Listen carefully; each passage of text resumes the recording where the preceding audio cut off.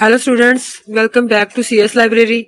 आज का हमारा टॉपिक जो है वो बहुत ज़्यादा इंपॉर्टेंट है, एल्गोरिथम एनालिसिस। ठीक है, आज हम देखेंगे एल्गोरिथम एनालिसिस क्या होता है। इसमें हम लोग देखेंगे टाइम कॉम्प्लेक्सिटी, स्पेस कॉम्प्लेक्सिटी और टाइम कॉम्प्लेक्सिटी के लिए डिफरेंट नोटेशंस को देखेंगे। ठीक है, और फिर लास्ट में हम लोग देखेंगे कि इन सब में से अच्छी नोटेशन कौन सी है। बिग नोटेशन इसमें देखेंगे और देखेंगे कौन सी नोटेशन सबसे अच्छी है टाइम कॉम्प्लेक्सिटी के लिहाज से। ठीक है, फिर सबसे पहले देखते हैं कि एल्गोरिथम एनालिसिस क्या होता है। Algorithm analysis is the process of determining the computational complexity of algorithm which include their time and space complexity। algorithm analysis एक प्रोसेस होता है जिसमें हम लोग देखते हैं कि एल्गोरिथम जो है वो कंप्लीट होने में, एग्जीक्यूट होने में कितना टाइम लेगा और कितनी स्पेस लेगा हमारी मेमोरी के अंदर। ठीक है, this analysis helps predict the algorithm performance and is crucial for selecting the best algorithm for particular task. ठीक है, एल्गोरिथम एनालिसिस हमें हेल्प करता है इस चीज में कि हम लोग ना इसकी मदद से प्रिडिक्ट कर सकते हैं कि कौन सा एल्गोरिथम हमारे लिए ज्यादा बेहतर होगा, किस एल्गोरिथम की परफॉर्मेंस ज्यादा अच्छी होगी, और इसकी हेल्प से हम लोग जो है वो बेस्ट एल्गोरिथम को सिलेक्ट कर सकते हैं। ठीक है, इसे बोलते हैं एल्गोरिथम एनालिसिस। अब हम लोग देखते हैं कि इसमें टाइम कॉम्प्लेक्सिटी क्या होती है। टाइम कॉम्प्लेक्सिटी बेसिकली ये होती है टाइम कॉम्प्लेक्सिटी बेसिकली ये होती है कि हमारा एल्गोरिथम कंप्लीट होने में कितना टाइम लेगा, एक एल्गोरिथम एग्जीक्यूट होने में कितना टाइम लेगा। मतलब ये हमें बताने में हेल्प करती है कि हमारा जो कोड है वो फास्ट रन करेगा या स्लो रन करेगा, depending on the input size. मतलब जैसे जैसे हम लोग इनपुट साइज को इंक्रीज करते जाएं तो उस लिहाज से हमारा एल्गोरिथम कितना टाइम लेगा, कितने टाइम में जो है वो अपनी एग्जीक्यूशन को कंप्लीट करेगा। ठीक है, और टाइम कॉम्प्लेक्सिटी की हेल्प से जो हम लोग एक एफिशिएंट एल्गोरिथम को सिलेक्ट कर सकते हैं। ठीक है, अगर हमारे पास लार्ज अमाउंट्स ऑफ डाटा हो तो हम उसके लिए एक बेस्ट एल्गोरिथम को जो है वो सिलेक्ट कर सकते हैं। इसमें एक एग्जांपल है, फॉर एग्जांपल अगर आपको एक रजिस्टर के अंदर में से एक रजिस्टर हो, स्टूडेंट रजिस्टर, उसमें से 1000 स्टूडेंट्स हो। ठीक है, उसमें आपको किसी स्टूडेंट का नाम फाइंड करना है, तो अब आपको वो सारे रजिस्टर को है जो वो सर्च करने में कितना ज्यादा टाइम लग जाएगा उसमें से। ठीक है, रजिस्टर के अंदर से। लेकिन अगर उसी के साथ आपके पास एक रजिस्टर हो जिसमें सिर्फ 20 स्टूडेंट्स के नाम हो या 50 स्टूडेंट्स के नाम हो तो आपको कम टाइम लगेगा। इसको बोलते हैं टाइम कॉम्प्लेक्सिटी। मतलब आपका एल्गोरिथम जैसे जैसे आपका इनपुट साइज इंक्रीज हो तो आपका एल्गोरिथम उस लिहाज से कितना टाइम लेता है। ठीक है, अगर आपका इनपुट साइज इंक्रीज होता जा रहा है लेकिन आपका एल्गोरिथम का टाइम जो है वो स्लोली इंक्रीज हो रहा है, तो इसका मतलब ये है कि आप लोग जो है वो आपका एल्गोरिथम अच्छी तरह वर्क कर रहा है। ठीक है, मतलब उसका टाइम जो है वो बहुत ज्यादा इंक्रीज नहीं हो रहा, इसको बोलते हैं टाइम कॉम्प्लेक्सिटी। अब टाइम कॉम्प्लेक्सिटी के अंदर हमारे पास होती है कुछ नोटेशंस। ठीक है, हम अब उसको देखेंगे। Big O notation is a mathematical way to describe the time complexity of an algorithm. Big O notation को हम लोग एल्गोरिथम की टाइम कॉम्प्लेक्सिटी को जो है वो डिस्क्राइब करने के लिए यूज करते हैं। ठीक है, इसमें और भी नोटेशन आती हैं। बिग O नोटेशन के अलावा होती है बिग थीटा नोटेशन भी आती है, ओमेगा नोटेशन भी आती है, लेकिन आपकी बुक में सिर्फ यही दी गई है एक बिग O नोटेशन, तो हम लोग सिर्फ यही पढ़ेंगे। It provides an upper bound on the time an algorithm will take to complete as the input size grow. This notation helps in comparing the efficiency of different algorithms by giving a clear picture of their performance. ये notation हमें help करती है algorithm की efficiency को predict करने के लिए कि कौन सा एल्गोरिथम की जो है परफॉर्मेंस ज्यादा अच्छी होगी। अब हम देखते हैं कि इसकी वर्किंग कैसे होगी। Big O notation uses symbols to describe how the run time of an algorithm change with the size of the input. Big O notation हमें ये बताती है कि जैसे जैसे इनपुट साइज इंक्रीज करता जाता है तो किस तरह से एल्गोरिथम का रन टाइम जो है वो चेंज होता है। सबसे पहले यहाँ पे दी गई है कुछ नोटेशन दी गई है इसके लिए। ऑर्डर ऑफ वन नोटेशन है, इसको बोलते हैं कांस्टेंट टाइम। मतलब कांस्टेंट टाइम का मतलब ये है कि अगर आपका इनपुट साइज इंक्रीज हो रहा है या डिक्रीज हो रहा है, ठीक है, ये अपना कांस्टेंट टाइम ही लेगा, इसका टाइम जो है वो चेंज नहीं होगा। चाहे आपका एल्गोरिथम का जो इनपुट साइज है वो इंक्रीज हो रहा है लेकिन इसका जो टाइम है वो सेम ही रहेगा, वो चेंज नहीं होगा। उसके बाद हमारे पास order of n linear time. The run times grows linearly with the input size. ठीक है, इसमें क्या होता है कि जैसे जैसे आपका इनपुट साइज इंक्रीज हो रहा है उसी तरह से आपका टाइम जो है वो लीनियरली इंक्रीज होता जाएगा। ठीक है, ये नहीं है कि आप अगर आपका इनपुट साइज इंक्रीज हो रहा है तो इसमें जो ऑर्डर ऑफ एन के अंदर आपका जो टाइम है वो बहुत ज्यादा इंक्रीज हो जाएगा, ऐसा नहीं होगा। जैसे जैसे इनपुट टाइम इंक्रीज होगा, इनपुट साइज इंक्रीज होगा, वैसे वैसे जो है वो आपका टाइम उसका जो एल्गोरिथम का इंक्रीज होगा एग्जीक्यूट होने के लिए, ठीक है। इसमें एग्जांपल देखिए, for example suppose there are n student in a college each with a unique student ID. If we need to find a specific student by searching through the list of all n student, the time it takes depends on the number of students, hence it is linear. इस चीज का ये मतलब है कि अगर हम लोग सर्च करना चाहते हैं एक लिस्ट में एन स्टूडेंट्स हैं और एक लिस्ट के अंदर उसमें से हम लोग स्टूडेंट की आईडी को फाइंड करना चाहते हैं, तो इसका मतलब ये है कि जैसे जैसे स्टूडेंट्स की मतलब क्वांटिटी इंक्रीज होती जाएगी ना, उसी तरह से हमारा जो है वो टाइम इंक्रीज होता जाएगा। अगर 50 स्टूडेंट होंगे तो हमें उस 50 के हिसाब से टाइम लगेगा, अगर 100 स्टूडेंट होंगे तो हमें 100 के हिसाब से टाइम लगेगा, ठीक है। उसके बाद हमारे पास आ जाती है ऑर्डर ऑफ एन स्क्वायर, इसको बोलते हैं quadratic time.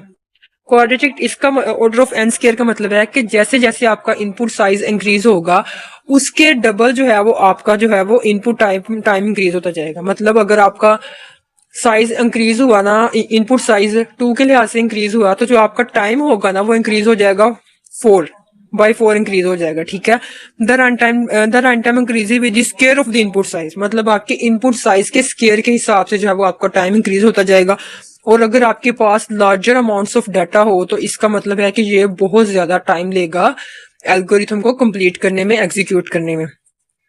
Consider a scenario where an student in a college are participating in a programming competition and we want to compare the performance of each pair of students to determine the best team. To do this, we must compare each student with every other student. The number of the comparison required is the sum of first n minus 1 integer, which can be approximated as n into n minus 1, a quadratic growth.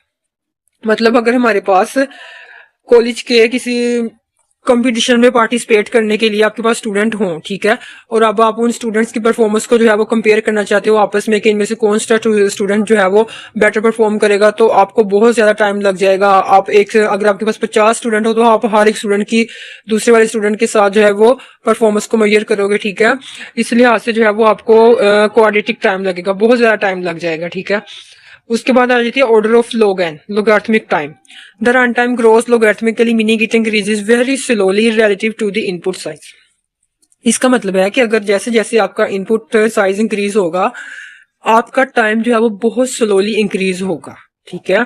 Imagine you are thinking a number between 1 and 100 and I want to guess it. I can only ask yes no questions like is it greater than 50, is it less than 25, is it equal to 37। इसका मतलब है कि अगर आपको 1 और 100 के दरमियान किसी नंबर को जो है वो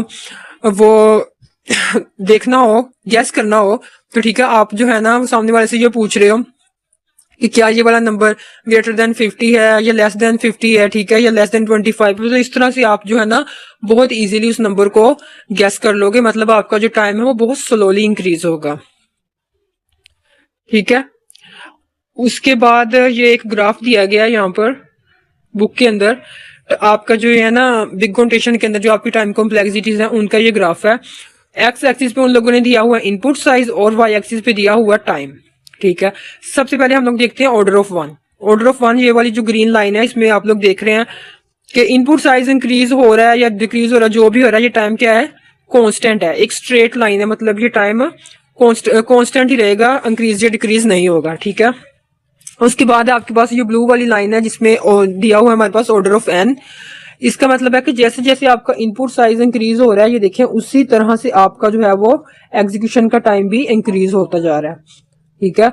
और उसके बाद हमारे पास order of n square, red वाली लाइन है, इसमें देखें हमारा इनपुट साइज बहुत कम इंक्रीज हो रहा है लेकिन जो टाइम है वो बहुत तेजी के साथ जो है वो इंक्रीज होता जा रहा है। ये रेड वाली लाइन है जो, ये देखें, इसका कर्व बन रहा है, बहुत तेजी से जो है वो इसका टाइम इंक्रीज हो रहा है। उसके बाद हमारे पास order of log n, yellow वाली लाइन है, ये देखें ना, यहाँ पे इनपुट साइज इंक्रीज हो रहा है, ठीक है, लेकिन टाइम बहुत स्लोली इंक्रीज हो रहा है, ठीक है। ये इनका ग्राफ है बिग नोटेशन की टाइम कॉम्प्लेक्सिटीज का, ठीक है। अब उसके बाद हम लोग देखते हैं space complexity. Space complexity measures how the amount of memory और space and algorithm uses changes as the size of the input data increases. Space complexity का ये मतलब है कि आपका जो एल्गोरिथम है वो मेमोरी के अंदर कितनी स्पेस लेगा, ठीक है, अगर जैसे जैसे आपका इनपुट साइज इंक्रीज होता जा रहा है। कांस्टेंट टाइम रिप्रेजेंटेड कहाँ गया, it helps us understand how efficiently an algorithm uses memory when handling large data set. जैसे आप लार्ज डेटा सेट को यूज कर रहे हो तो आपको जो है वो मेमोरी को एफिशिएंटली हैंडल करना पड़ता है। तो इस स्पेस कॉम्प्लेक्सिटी का मतलब यह है कि आपके पास अगर जो बेस्ट एल्गोरिथम होगा ना वो मेमोरी के अंदर कम स्पेस लेगा। ठीक है, अब इसकी एग्जांपल है, if an algorithm needs to store a list of numbers, its space complexity tells us how much memory will be required as the volume of number increases. अगर आपने एक एल्गोरिथम है, ठीक है, उसको आपने स्टोर किया जिसमें लिस्ट ऑफ नंबर्स है, तो ये आपको बताएगा कि ये कितनी मेमोरी जो है वो कंज्यूम करेगा, कितनी स्पेस लेगा। तो उस लिहाज से आप लोग बता सकते हो कि इस एल्गोरिथम की जो है वो परफॉर्मेंस कैसी है। ठीक है, आज हम लोगों ने पढ़ा एल्गोरिथम एनालिसिस। एल्गोरिथम एनालिसिस के अंदर हम लोगों ने पढ़ा टाइम कॉम्प्लेक्सिटी, स्पेस कॉम्प्लेक्सिटी, और टाइम कॉम्प्लेक्सिटी के अंदर हम लोगों ने पढ़ा बिग ओ नोटेशन, और बिग ओ नोटेशन के अंदर हम लोगों ने डिफरेंट टाइम कॉम्प्लेक्सिटीज पढ़ी, order of one, constant time, order of n, linear time. ठीक है, order of n square, quadratic time. लेकिन इसमें से जो बेस्ट टाइम कॉम्प्लेक्सिटी है वो है लोगरिथमिक टाइम कॉम्प्लेक्सिटी। मतलब आपका इनपुट साइज चाहे बहुत तेजी से इंक्रीज हो रहा हो, लेकिन जो आपका वो टाइम है, इनपुट साइज तेजी से इंक्रीज हो रहा हो, लेकिन जो आपका एग्जीक्यूशन का टाइम होगा एल्गोरिथम का वो बहुत ज्यादा स्लोली इंक्रीज होता है। ठीक है, अगर आपको आज की ये वीडियो अच्छी लगी हो तो हमारे चैनल को लाइक, शेयर और सब्सक्राइब जरूर करें। Keep learning, keep growing. Thank you.